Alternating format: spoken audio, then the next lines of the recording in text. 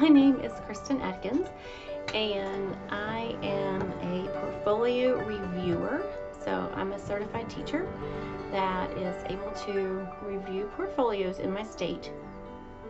And I am wanting to do a series of videos because I constantly get questions on portfolio reviews, how to create a portfolio, what will the review look like, and so I thought, well, I would do a series of videos to try and answer some of my most commonly asked questions. Today, I want to talk about different ways to create your portfolio. So there are several different ways to create your portfolio. The first way is with a binder, and I did a whole video on creating your portfolio with a binder, but I didn't talk about when to create it. In the video before, I talked about how you would create it at the end, kind of, and you would put in those worksheets at the end of the year, 10 from the beginning, middle, and end of the school year, and how the reviewer would look at those for progress. But what about actually creating the portfolio binder or the digital review or however you want to do it? What about how to do that? So if you're going to use a binder, I have an idea. This has worked very well for me in the past few years of homeschooling. What I do is at the beginning of the year, I create a binder for my children. So I get 3 binders out and put their names on them or have them color a picture or something like that. I create my schedule. I put that in the front of the Clearview binder or maybe in the back. And then I print out some things that go along with my theme for the year. If we're doing, for example, if we're doing World War II, I'm going to go ahead and maybe print out like a unit study on World War II for my children. Depending on their age, I might print out one for my oldest and then a different one for my 2 younger. My youngest one, maybe I'll just print out some pictures of soldiers to do, some activities for them to do that they could kind of do on their own, and put that under Social Studies tab and put my tabs in already. Another thing I might do is do some copy work, printables. So I would print out some copy work on World War II or quotes from World War II. So this is for example. And I would put those in writing. Also have some things, best science inventions from the 1940s.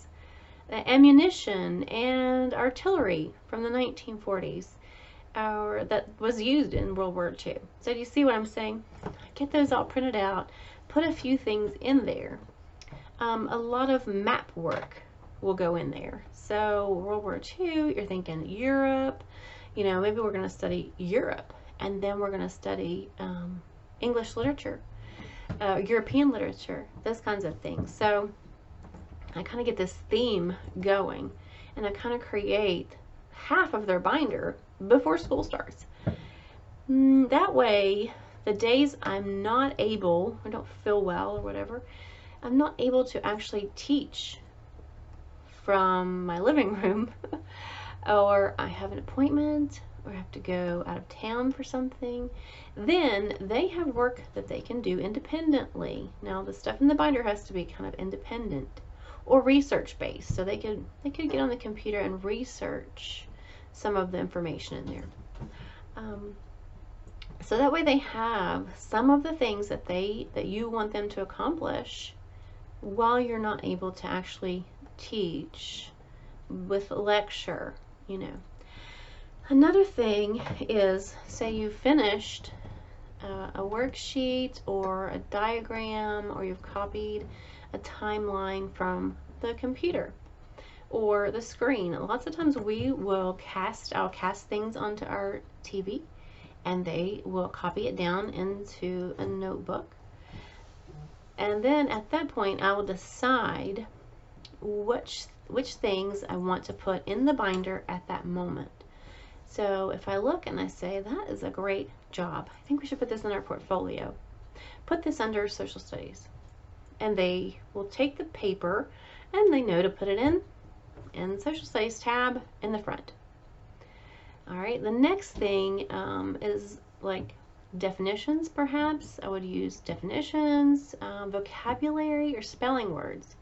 I would go ahead and get those printed, and as they have time, or I could do them week by week, so I could divide them up into, I think, 26 weeks or something. Go ahead and put them in there, and they all revolve around this theme of the World War II, or, you know, the 40s or something.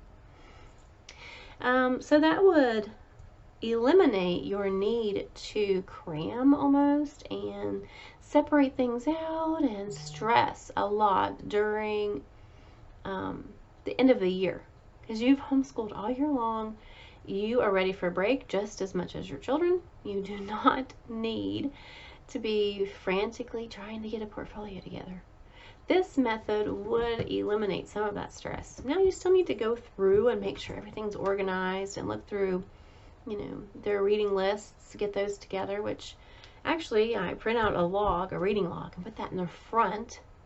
And that way, after they've finished a book, I'll have them write the name of the book, the author, whatever it is. Any book reports we do, I go ahead and print out like a book report form and have several of those under the literature. I have a character study. I'll have 2 or 3 of those printed out. A plot mountain. I'll have several of those printed out already. I even have my own notebook that I use. So it has resources. It has complete unit studies in there on whatever we're going to learn about. And then only the worksheets that I want my kids to do, I'll put in their binders. So this would actually take a lot of work in the beginning of the school year, not so much at the end, but I think that I like this method better because I'm planning it out, and it gives me some leeway throughout the year to say, I don't feel very well today. I need you to do some of the extras in your portfolio under social studies. And they know exactly what to do that day. Now, they're going to say, well, how many pages do we have to do? And I'll say, as many pages as you can do in an hour. You can take a break every 15 minutes or something. You can take a water break every 15 minutes or something, I don't know. It just depends on your own kids and what they can accomplish and how old they are. So I hope this method is unique and different from anything you've ever heard of. I think it's amazing. I get so excited for the new school year and what we're going to be learning. So this is my favorite way to plan, and it gives me more of a sense of vision and direction when I can plan ahead than it does looking back. Like, I like to look back and say, oh, we did that, oh, we did that, that was fun. But I'm a big planner and I like to plan. So, and then their portfolio is ready at the end of the year, ready to go. Just whenever my portfolio reviewer is ready, we are ready as well. So I hope that gives you some new perspectives, new ideas. And if you are new to homeschooling, write down a question in the comment section. What's your biggest concern, fear, whatever about homeschooling? Let me know. I'll do a video on it.